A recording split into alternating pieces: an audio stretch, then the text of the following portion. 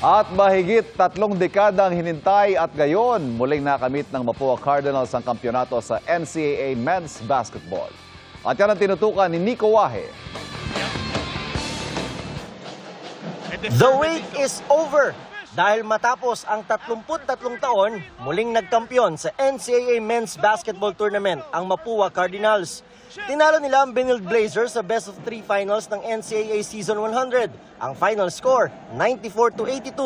Matagal man daw ang hinintay, marami man daw nilunok na pagkatalo.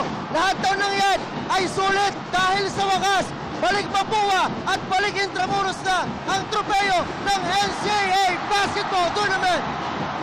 Dumikit bahagya sa third quarter ang Benilde pero nagpakawala ng sunod-sunod na 3 ang Cardinals.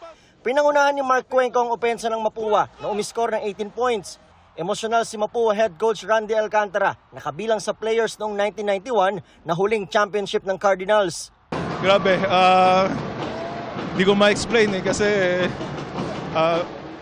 as a player and as a coach, sa maraming try, nakuha din namin champion na to para sa Mapua.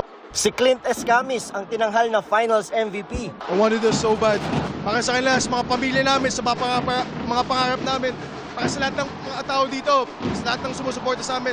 I'm speechless, but I would like to thank all the supporters. This would not have happened without their full support.